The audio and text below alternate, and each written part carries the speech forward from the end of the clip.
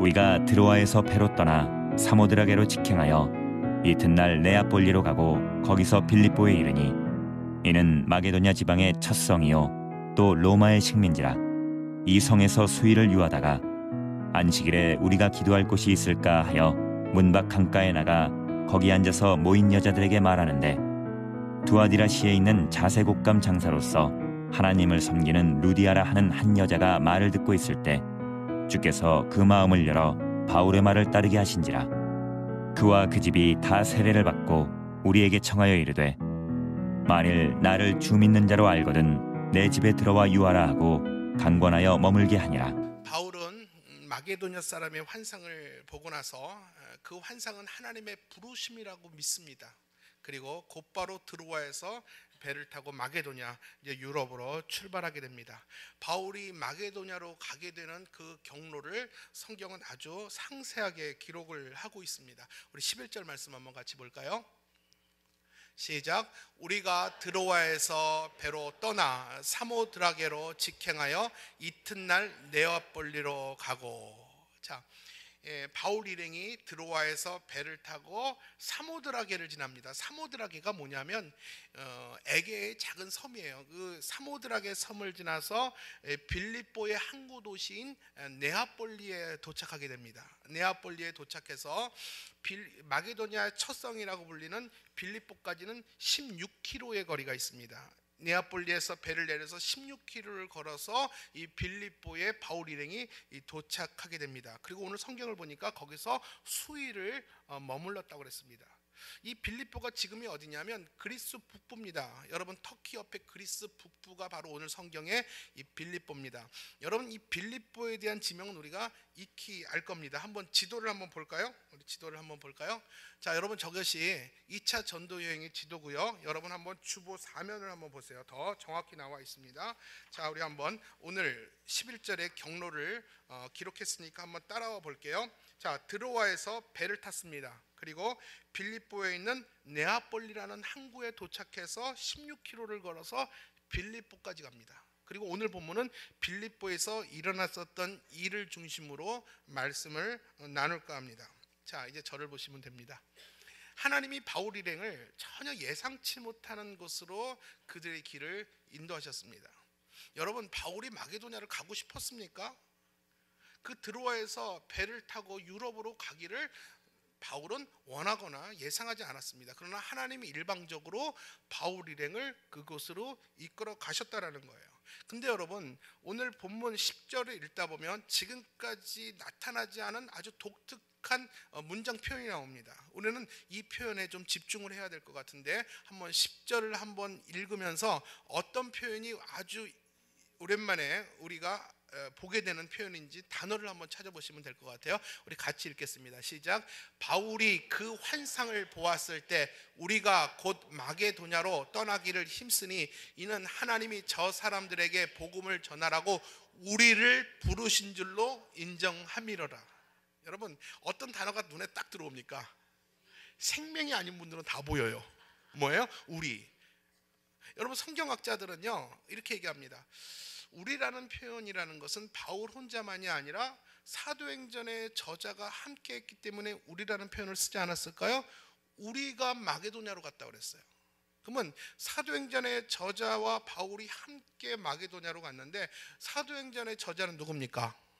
누구예요? 누가예요. 누가복음과 사도행전의 저자는 누가입니다. 데오빌로에게 이 복음이 어떻게 로마에 확장됐는지를 보여주기 위해서 사도행전이 기록됐거든요.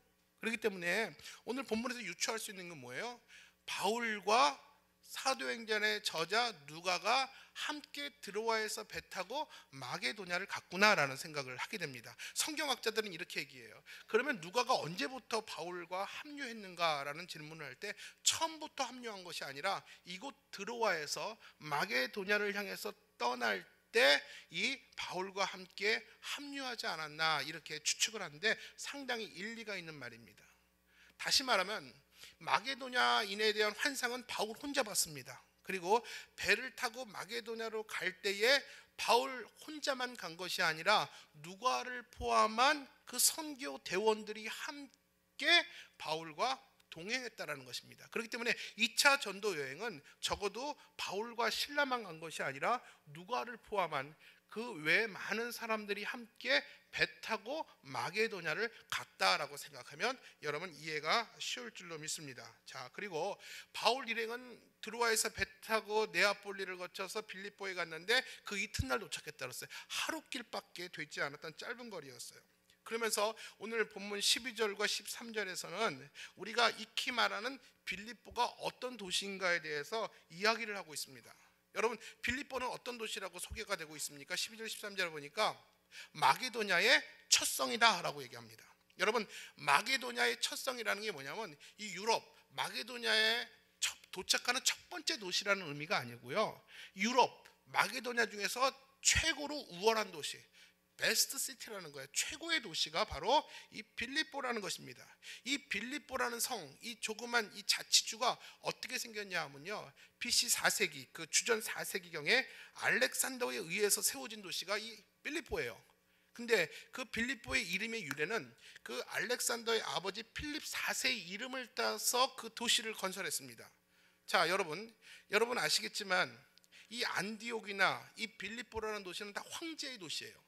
황제의 이름에 걸맞게 그 도시는 화려하고 권력이 집중되어 있는 도시가 이 황제의 이름을 딴 도시입니다. 그렇기 때문에 여러분 생각해 보세요. 유럽에서 최고의 도시고 그리고 황제의 이름을 딴 도시라면 빌립보가 적어도 어떤 도시라고 추측이 됩니까?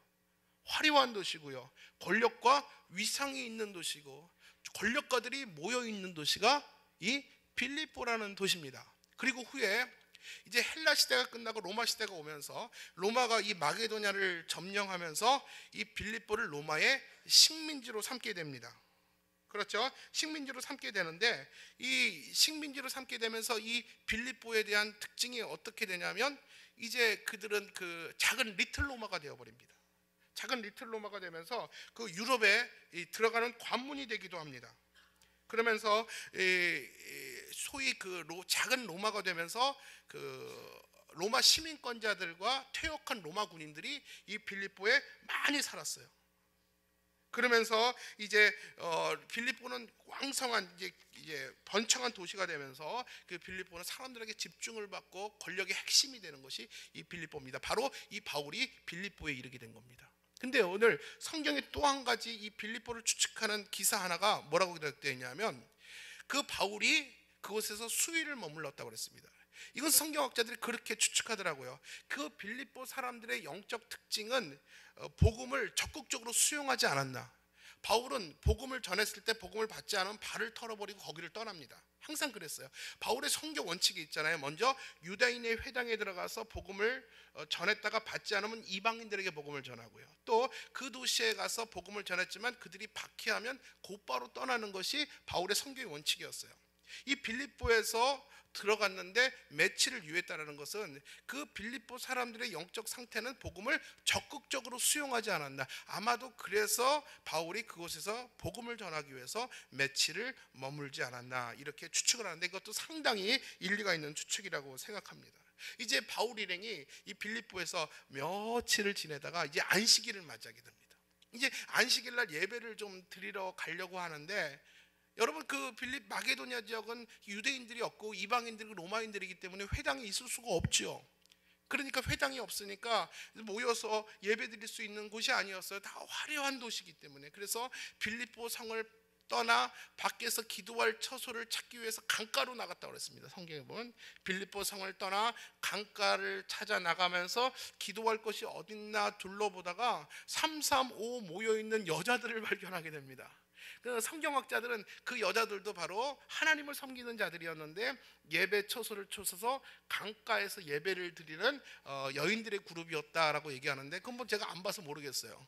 그런데 이 바울 일행은 기도할 곳을 찾아 강가를 거닐다가 그 하나님을 섬기는 그들을 보게 되면서 다시 한번 예수에 관한 복음을 전하게 됩니다. 아마 그들은 유대교자들이었어요. 예수보다 하나님을 믿는 자들이었어요. 고넬료처럼. 하나님에 관한 그 복음은 알고 하나님에 대한 신앙은 있었지만 예수 그리스도에 대한 신앙은 없었던 자들이거든요. 그들에게 예수에 관한 복음을 그 여인들에게 전하기 시작했습니다. 그 중에 한 명이 누구라는 거예요? 두아디라 출신의 루디아라는 것입니다. 여러분, 우리가 성경을 읽을 때 이 빌립보라는 이름 상당히 많이 듣습니다. 그리고 또 빌립보 하면 누가 따라옵니까?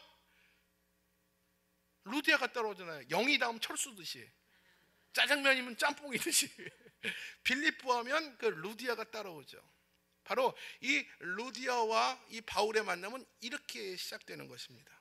자, 그러면서 성경은 이 루디아가 어떤 사람인가에 대해서 이 짧은 한 절을 통해서 세 가지의 힌트를 줍니다. 여러분, 제가 여러분이 이제 14절을 읽을 텐데 루디아가 어떤 사람인지 이 세 가지 힌트를 한번 찾아보십시오. 14절 읽겠습니다. 시작. 두아디라 시에 있는 자색 옷감 장사로서 하나님을 섬기는 루디아는 한 여자가 말을 듣고 있을 때에 주께서 그 마음을 열어 바울의 말을 따르게 하신지라. 여러분, 제 손가락이 접어지는 거 보셨습니까? 자, 첫째 그는 누구라고 그랬어요? 자색 옷감 하는 장사. 자색 옷감 장사가 여러분 뭐냐 하면, 쉽게 말하면 자색 물감을, 헝겊에 자색 물감을 물들이는 사람입니다. 그러니까 여러분, 여기는 빌립보는 리틀 로마라고 그랬죠. 퇴역한 로마 군인들이 도포를 입고 다녔는데 그 도포가 붉은 도포였습니다. 이 도포에 빨간색, 자주색, 자색 물감을 들이는 사람이었습니다. 그렇기 때문에 당시 자색 물감을 들이는 사람은, 로마의 그 군인들의 그 옷감을 만지는 사람은 상당히 재력가들이고요, 쉽게 말하면 하나의 상단을 이끌고 있는 부호가들입니다. 그렇기 때문에 루디아는 적어도 이 빌립보 지역에서 상당한 재산이 있고 상당한 지위가 있는 사람 중에 한 명이 아니었나, 이렇게 추측을 할 정도로 그는 유력한 자였다라는 거예요.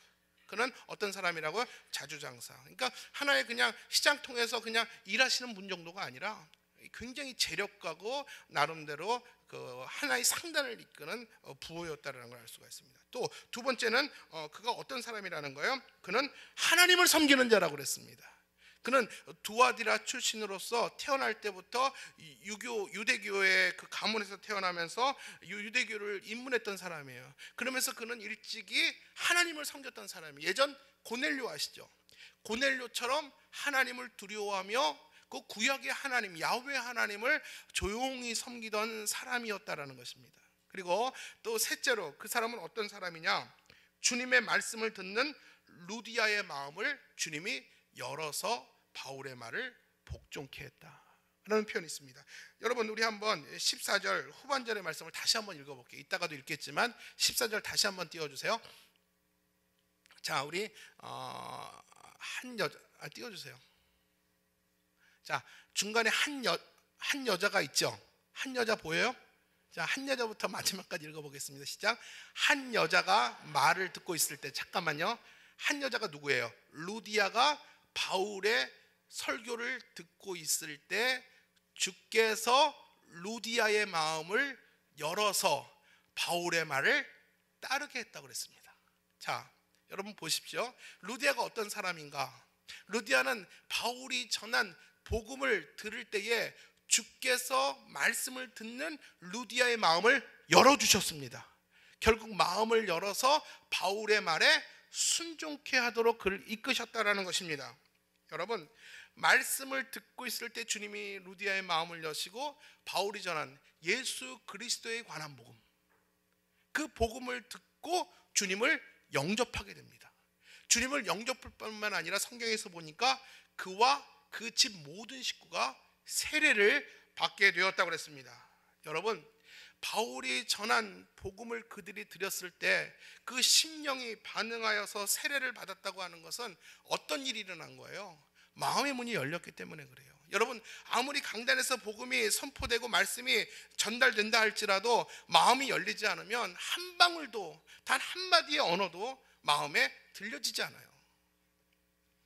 그렇지만 그 이방인일지라도 예수 그리스도가 누구인지 모르는 그에게 바울이 복음을 차분하게 전했을 때 하나님이 말씀을 듣는 중에 그 마음을 제게 열어주셨어요.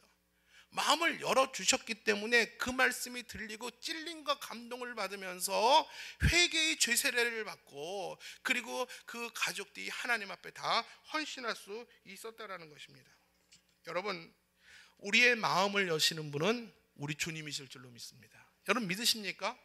오늘 말씀을 듣고 가슴이 열려서 그 말씀에 여러분 위로가 되고 또 그 말씀에 도전이 되고 또 말씀에 부닥치게 하는 것은 내가 여는 것이 아니라 주께서 여러분의 마음을 여러분의 의지와 상관없이 여실 줄로 믿습니다.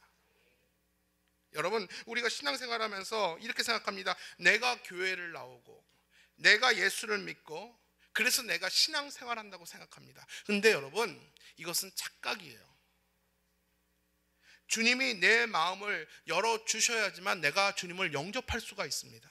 주님이 내 생각을, 지금도 내 생각을 열어주셔야지만 오늘 말씀을 통해서 주님을 묵상할 수가 있고요, 주님이 내 눈을 열어주셔야지만 주님을 바라보게 될 줄로 믿습니다. 이것이 바로 내 안에 계신 성령이 내 안에서 하시는 일이에요. 오늘도 지금도 말씀이 선포되고 있습니다. 오늘도 이 말씀이 그냥 귓등으로 흘러가지 않고 내 마음에 단비처럼 흡수되고 뿌려지는 것은 성령이 여러분 가운데 하시는 전적인 일일 줄로 믿습니다. 그러므로 신앙생활은요, 나로부터 시작되는 것이 아니에요. 내가 교회 나왔기 때문에 신앙생활이 시작되는 것이 아니라 주님께서 내 마음을 여셨기 때문에 신앙생활이 시작되는 것이고요, 지금도 주님이 내 마음을 열어놓으시고 내 신앙을 자라게 하시는 분이 그 하나님이시기 때문에 오늘도 영적으로 말씀과 기도로 우리의 신앙은 성장하게 될 줄로 믿습니다. 여러분, 그렇기 때문에 이 성령의 일이라는 것이죠. 그렇다면 여러분, 마음을 여시는 분이 하나님이시라면 그러면 도대체 하나님은 누구의 마음을 여실까요? 열고 싶어도 안 열리고 또 열리기 싫어도 하나님은 그 마음을 열기도 합니다. 도대체 하나님은 누구의 마음을 여실까요? 마음을 여시는 분이 주님이라는데, 여러분 성경을 보면요, 이 두 가지 케이스가 있습니다. 두 가지 사람의 마음을 여십니다. 첫째로 만세전에 구원받기로 작정된 자의 마음을 먼저 열어주십니다. 선택받기로 하나님이 만세전에 성부, 성자, 성령에 의하여 삼위일체 하나님에 의하여 선택하시고 예정하시고 구속하신 그 사람을 구원하기 위해서 하나님이 그 사람의 의지와 상관없이 어느 곳에 있든지 어떤 상황에 있든지 하나님은 그 사람의 마음을 제일 먼저 열어주실 줄로 믿습니다. 그리고 두 번째로 어떤 사람의 마음을 여시냐면요, 마음이 겸손하여 말씀을 사모하는 자의 마음을 열어주실 줄로 믿습니다. 여러분, 마음이 겸손해야지 말씀이 들려요. 여러분, 제가 목회하면서 제가 아무리 깨달아도 아무리 고민해도 정말 정답은요, 겸손해야지 하나님 말씀이 들려요. 여러분, 사람이 교만하면요, 사람 이야기도 안 들려요. 아나무인들은요, 절대 남 얘기 안 듣습니다. 왜 그런지 아세요? 그 사람의 성향이라고요? 아니에요. 교만하기 때문에 안 듣는 거예요. 처음에는요, 초심일 때는요, 사람 말을 잘 들어요. 잘 흡수합니다. 상의하면서 천천히 갑니다. 그러다가 익숙해지고 내가 딱딱해지고 고집스러워지고 교만해지면요, 아나무인 됩니다. 천상천하 유아 독존, 아무도 없는 거예요. 내 말이 제일 맞는 거예요. 다 내 뜻대로 가야 됩니다. 사람의 말도 안 들리고요, 하다못해 하나님의 말도 안 들려요. 여러분, 겸손해야지 말씀이 들릴 줄로 믿습니다. 겸손하지 않고 교만이라는 딱딱한 껍질에 숨겨져 있으면요, 하나님의 말씀이 소낙비처럼 부어져도 한 방울도 그 안에 안 들어가요. 한 방울도 하나님의 은혜를 경험하지 못하고 평생 산다면 그 인생의 앞길이 어떻게 되겠습니까? 여러분, 과거의 왕년에 내가 하나님과 친밀했다고요? 근데 지금 하나님과 멀리 있다면 여러분, 이건 비극이에요. 문제는 지금 내가 하나님과 은혜의 자리에 가까이 있어야 할 줄로 믿습니다. 어떤 사람의 마음의 문을 여시냐면요, 겸손하여 말씀을 사모하는 자의 마음을 하나님이 오늘도 열어주실 줄로 믿습니다. 사랑하는 성도 여러분, 오늘은 거룩한 주일이에요. 최고의 하나님께 최고의 예배를 드리는 날이 오늘입니다. 맞습니까 여러분? 여러분, 오늘 주일 예배 오실 때 예배에 대한 사모함 있으셨습니까? 한번 솔직히 물어볼게요. 그냥 아멘하지 마시고요, 한번 고민하고 아멘해보세요. 여러분, 예배를 사모하는 마음이 있었고 말씀에 대해서 적어도 기대하는 마음이 있습니까?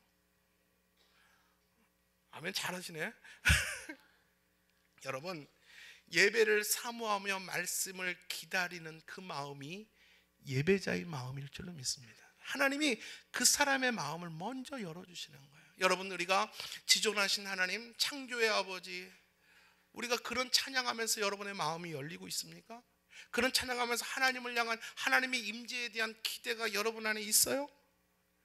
그 기대감과 임재에 대한 사모함이 오늘 우리가 회복해야 될 예배자의 마음이라는 거예요. 여러분, 우리가 주일 예배 때 5분, 10분 일찍 나와야 될 이유가 바로 있어요. 우리가 찬양을 통해서 드려지는 기도를 통해서 한 주간 찌들어 있던 우리 안에 거짓과 탐욕과 위선과 이 죄의 옷들을 다 벗어버리고, 세상에서 찌들었던 옷 다 벗어버리고, 하나님이 입혀주시는, 참여하는 자에게 입혀주시는 거룩한 은혜의 옷을 입고, 오늘도 하나님이 나를 불쌍히 여기시고 공의를 여기시는 그 은혜를 간구하며 죄인된 심정으로 앉아있을 때에 하나님이 그 사람 찾아오셔서 그 마음의 문을 열어주시고 그 단비처럼 그 말씀으로 그 마음을 적셔주실 줄로 믿습니다. 그렇기 때문에 내 마음에 겸손함과 말씀의 사모함이 있어야 돼요. 그럴 때 마음을 열어주세요. 루디아가 그랬어요. 바울의 말씀 듣기를 사모하며 말씀을 듣고 있을 때에 마음을 열어주셨다고 그랬습니다. 마음이 열려있는 상태에서 말씀을 들은 것이 아니라 순서는 말씀을 들을 때에 마음을 열어주셨다고 그랬습니다. 여러분, 오늘 이 은혜가 있기를 바랍니다. 겸손하여서 말씀이 선포될 때에 여러분의 문이 활짝 열려서 하나님이 쌓으시는 복이 쌓을 곳이 없도록 넘치기를 주님의 이름으로 축원합니다.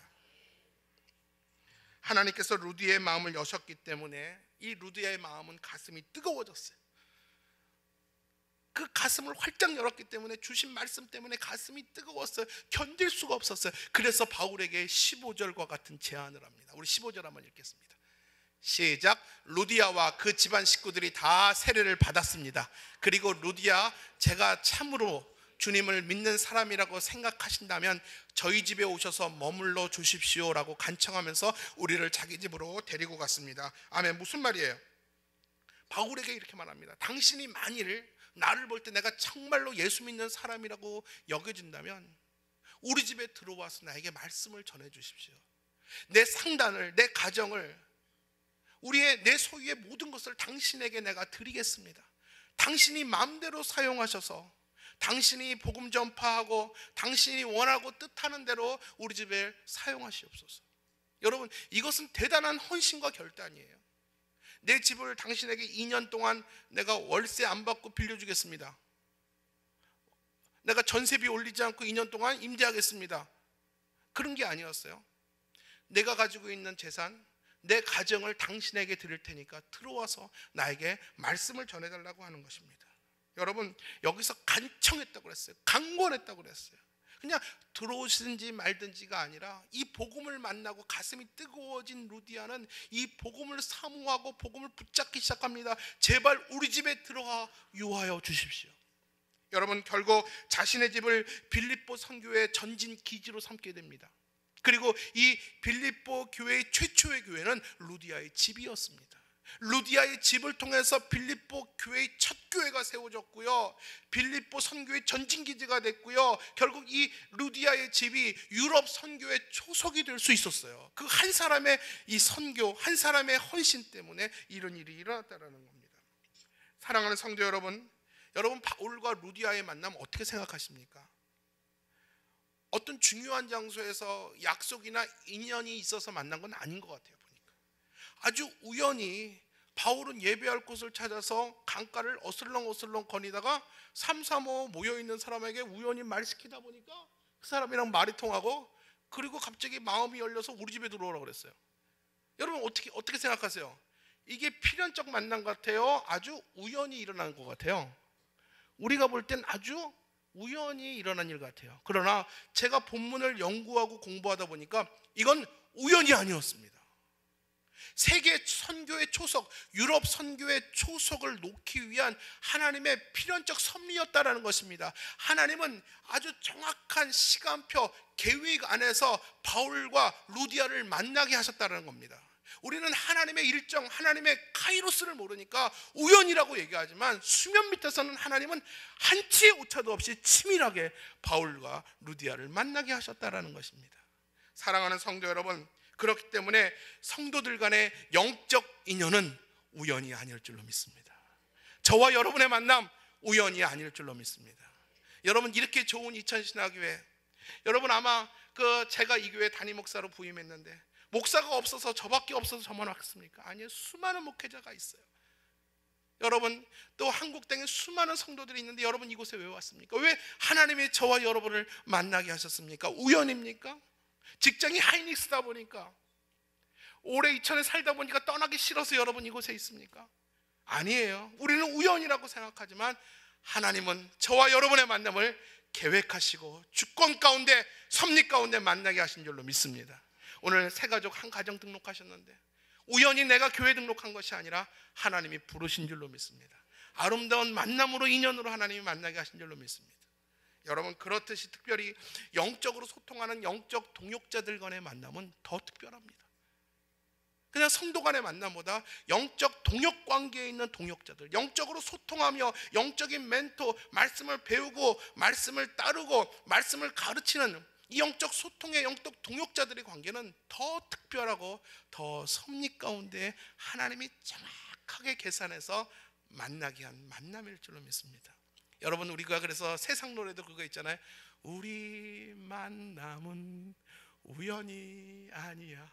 여러분, 세상의 만남도 우연이 아니라는데, 믿음 안에서 기도하는 우리가 만나는 만남, 하나님 만남의 복을 달라고 기도하는 우리에게 주시는 이 응답의 만남이 얼마나 소중하고 귀한 만남인 줄로 모릅니다. 여러분, 이 만남이 여러분 이 루디아와 바울의 만남이었다라는 것입니다. 여러분, 바울이 루디아에게 말씀을 전했을 때 마치 환상 속에서 마게도냐 사람이 우리를 도와달라고 애타게 바울을 찾았던 것처럼 똑같은 마음으로 바울이 루디아에게 말씀을 전했을 때 이 말씀을 받았던 루디아의 영적 상태는요, 이 영적 이 메마름 때문에 그 심령의 밭이 쩍쩍 갈라진 거칠은 황무지와 같았어요. 그래서 이 바울의 메시지가 그에게 전해졌을 때 그 메시지가 단비처럼 흡수가 되면서 이 가슴이 뜨거워지기 시작하는 거예요. 가슴이 뜨거워서 견딜 수가 없으니까 하나님 앞에 내가 가진 최고의 것을 하나님께 드리는 헌신과 결단으로 나왔다라는 것입니다. 이것이 루디아의 신앙이라는 것입니다. 여러분, 이 놀라운 복음의 흡수력, 복음을 전했더니 복음이 단비처럼 이 갈라진 황무지처럼 이 물을 흡수하듯이 빗물을 흡수한 것이 이 유럽 사람들의 복음의 놀라운 흡수력이었습니다. 여러분, 이것은 앞으로 펼쳐질 유럽 선교의 은혜로운 드라마에서 반복된 주제입니다. 바울이 2차 전도행 유럽 땅을 복음을 들고 다니면서 복음을 증거할 때 물론 복음을 반박하는 자도 있었지만 대부분의 사람들은 놀라운 복음의 흡수력을 가지고 복음을 영접하는 놀라운 일들이 얼마나 많은지 몰랐다라는 거예요. 당시 유럽 사람들의 가슴을 적실 만한 그 당시에 종교와 철학과 학문과 윤리와 도덕이 없었어요. 그렇기 때문에 그들은 늘 허망했어요. 화려한 도시 속에 살면서도 늘 외로웠어요. 군중 속에 외로움이 있었고 가졌음에도 불구하고 만족이 없었던 것이 그 당시의 로마 사람들의 현대인이었다라는 거예요. 단지 그들에게 유일한 사상이 있다면 전 세계를 제패한 이 로마의 물질주의, 향락주의, 세속주의, 이 배금주의가 만연해 있었습니다. 그렇기 때문에 지성인들이나 수많은 사람들은요, 그 허탈하면서 초월자의 절대 진리를 기다리고 있었습니다. 온 유럽의 영적 기갈 상태를 단적으로 보여주는 표현이 오늘 성경에 기록되어 있어요. 그들의 영적 기갈 상태, 이게 뭐냐면 루디아가 바울에게 한 말입니다. 우리 집에 들어와 유하라. 우리 집에 들어와서, 내 집에 들어와서, 내 영혼 가운데 들어와서 복음을 전해달라는 것입니다. 나는 복음이 필요하니까, 나는 복음 아니면 죽을 수밖에 없으니까 내게 복음을 전해달라는 겁니다. 이것이 바로 유럽의 영적 상태, 기갈 상태를 보여주는 거예요. 여러분, 오늘날 온 세계는 화려합니다. 온 세계는 있을 것 다 있고 부족함이 없어 보입니다. 그러나 아직도 그리스도 예수의 구원의 메시지를 듣고 싶어하는 사람이 많다라는 거예요. 저와 여러분은요, 내 집에 들어와 달라고 애원하는 그들의 간절한 부름을 우리는 들어야 될 줄로 믿습니다. 벼랑 끝에 서 있는 내게 복음을 들려달라고, 내 영혼 가운데 들어와서, 우리 가운데 들어와서 복음을 들려달라고 하는 그 사람들의 안타까운 외침을 우리는 들어야 될 줄로 믿습니다. 저와 여러분은 구원받은 백성이에요. 구원받은 백성은요, 책임이 있습니다. 그 책임은 뭡니까? 나를 살리신 이 복음이 내 안에 있다면 그 복음이 필요한 것을 향해서 전할 준비태세를 늘 갖추고 있어야 됩니다. 이것이 우리의 책임이에요. 다시 말합니다. 복음의 노빌리스 오빌리주가 있어야 되는 거예요. 여러분, 복음 때문에 여러분 살았습니까? 여러분 안에 복음의 감격이 있습니까?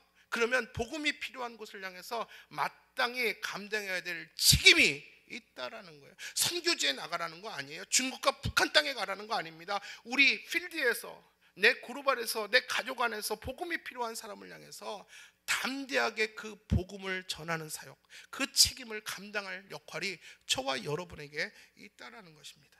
그렇기 때문에 여러분, 그래서 우리의 입은 복음의 능력과 비밀로 가득 차야 됩니다. 우리의 입이 복음의 능력과 비밀로 가득 차 있다면 우리는 우리 주위에서 정말 루디아처럼 준비된 영혼을 만나요. 아름다운 영혼의 집을 가진 그 루디아 같은 사람을 만나게 됩니다. 여러분, 이 루디아는요, 준비된 사람이었어요. 이미 준비된 사람이었어요. 그에게 복음이 들어가면요, 그는 단지 자신의 구원을 넘어서 자신의 가정을 하나님 나라의 전진기지로 드릴 수 있을 만큼 헌신된 자로 헌신하게 될 줄로 믿습니다. 여러분, 우리가 살면서 만약에 이 집사님 한 명만을 내가 전도했다면 그 이 집사님이 준비된 영혼이었기 때문에 자신이 복음을 받고 구원받은 백성으로 나가서 또 많은 사람들을 전도해서 주렁주렁 고구마 줄기처럼 그 영혼들을 엮어낸다면 하나님 나라 앞에 갈 때 여러분, 그 이 집사님이 얻은 영혼 나와 아무 상관이 없을까요? 다 나를 통해서 그 영혼이 얻게 됐다면 하나님이 나를 칭찬하실 줄로 믿습니다. 여러분, 이게 다단계 아닙니까? 다단계죠. 영적인 다단계가 있다라는 거예요. 그렇기 때문에 여러분, 전도하라는 거예요. 내가 2명 전도했는데 2명이 또 여러 명 전도하고 여러 명이 또 수많은 사람 전도하면 다 내 거라는 거예요. 아멘. 영적인 다단계. 여러분, 어디서 다른 얘기는 하지 마세요. 그런 역사가 있다라는 겁니다. 우리 말씀을 정리할게요. 바울의 일행은요, 이 루디아의 집을 거점으로 삼아 빌립보를 넘어 유럽 선교의 발판으로 삼게 됩니다. 그 루디아의 집을. 오늘 우리는 본문을 통해서 하나님이 어떻게 일하시는지 알았어요. 하나님의 일하심은 절대 우연이 없다라는 거예요. 만세전부터 치밀하게 하나님은 섭리 가운데 계획하고 있다라는 것입니다. 빌립보 교회는 한 사람의 헌신을 통해서 세워졌어요. 여러 사람이 아니에요. 많은 사람이 아니에요. 오늘 헌신된 한 사람을 통해서 하나님은 유럽 선교를 여시고, 한 사람의 헌신을 통해서 우리 조국 대한민국, 중국을 넘어 북한 땅의 선교를 하나님은 계획하고 계실 줄로 믿습니다. 여러분, 한 가정이 복음화되는 것도 결국은 한 사람의 간절한 눈물 때문에 복음화되더라고요. 제가 보니까 한 가정이 하나님께 돌아오는 것은요, 치열하더라고요. 많은 시간이 들더라고요. 결국 그 엄마, 아내의 끊이지 않고 환경에 참고 사람에게 견디면서 붙들고 기도했던 그 기도 때문에 결국 가정이 돌아오더라고요. 여러분, 교회의 부흥도 그래요. 많은 사람들의 힘보다 한 사람의 헌신의 걸음 위에 교회가 부흥되더라고요.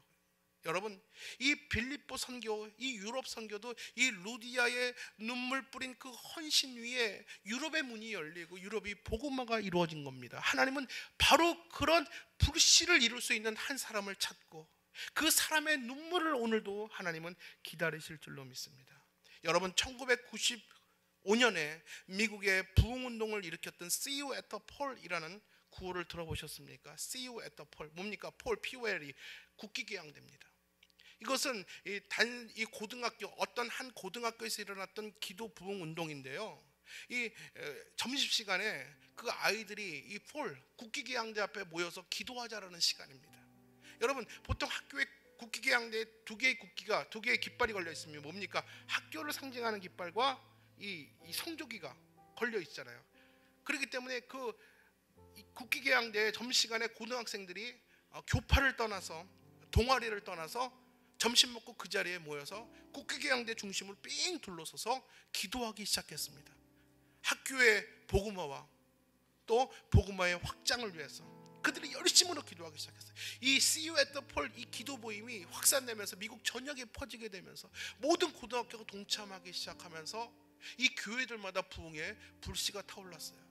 그래서 이 국기개양대 앞에 믿음 있는 자들이 당대하게 내 신앙을 드러내는 상징이 된 것이 See You at the Poll, 이 모브먼트의 움직임이었어요.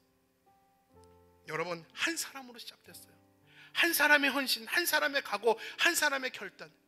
말씀을 듣는 중에 하나님이 그 가슴을 열었더니 말씀을 듣고 가슴이 뜨거워져서 견딜 수가 없어서 하나님 앞에 헌신하고 결단하였더니 그 헌신과 결단 위에 하나님은 놀라운 일을 이루셨다라는 거예요. 여러분, 오늘 루디아가 되기로 여러분 결단하시길 바랍니다. 내가 이 시대의 루디아가 되겠습니다. 하나님이 찾는 루디아 내가 되겠습니다. 우리 이천신학교회가요, 대한민국의 관문이 됐으면 좋겠어요. 빌립보 교회가 유럽의 관문이었던 것처럼. 그래서 우리를 통해서 일어난 복음이 대한민국을 완전히 복음화시키고, 그리고 중국을 넘어서 북한의 땅을 열고 그 북한의 복음화가 우리의 헌신, 나의 눈물, 이 걸음이 되어서 일어날 수 있었으면 좋겠어요. 여러분, 이것이 불가능한 일일까요? 이것이 우리가 꿈이 되고 비전이 되고 이것이 내게 이루어지길 원합니다. 우리 교회 가운데 있기를 원합니다. 여러분, 부르짖어 기도한다면 하나님이 이루어지지 않으실까요? 우리 하나님은 루디아를 통해서 유럽을 여셨듯이 우리 이천신학교의 눈물과 헌신 위에 하나님 앞에 박박 끼고 겸손하게 하나님의 은혜 부르짖는다면 하나님이 우리 교회를 사용하여서 놀라운 일을 이루어 주실 줄로 확신합니다. 이런 비전을 이루기 위해서 한 사람 루디아와 같은 믿음이 있는 일꾼이 필요하고요, 또 그 꿈이 현실화되기 위해서 하나님의 영광을 위해서라면 내 모든 것을 헌신하고 바칠 수 있는 결단하는 루디아도 있어야 돼요. 여러분, 이 세상에서 제일 귀한 게 돈이기도 하면서 제일 바치기 쉬운 것도 돈이에요. 교회 사역에 있어서 내가 일정한 돈만 내면 된다, 여러분 그렇게 하지 마세요. 내가 돈만 내고 내가 참석하지 않겠다, 여러분 그렇게 하지 마세요. 돈 안 내도 돼요. 여러분이 참석하셔야 돼요. 돈보다 더 중요한 건 여러분의 생명이고 여러분의 헌신이에요. 여러분, 주님이 여러분 쓰시겠다고 하면 여러분 가장 소중한 것 주님께 드리세요. 여러분에게 가장 소중한 것이 돈이면 돈 드리시고요, 돈보다 더 소중한 시간이고 헌신이면 그거 하나님께 드리세요. 그것을 걸음으로 하나님은 위대한 일을 이루어 주실 줄로 믿습니다. 2016년 제가 교회 표를 결정했습니다. 말씀으로 견고하여 사명을 향하여 비상하는 교회, 말씀으로 견고하여 사명을 향하여 비상하는 교회, 말씀으로 우리의 삶의 기초가 튼튼하고 견고해져서 그 말씀을 가지고 하나님이 가라 하는 곳을 향하여, 하나님이 원하는 곳을 향하여 날개 활짝 펴고 날아갈 수 있는 이 시대의 루디아와 같은 저와 여러분 모두가 되기를 주님의 이름으로 축복합니다.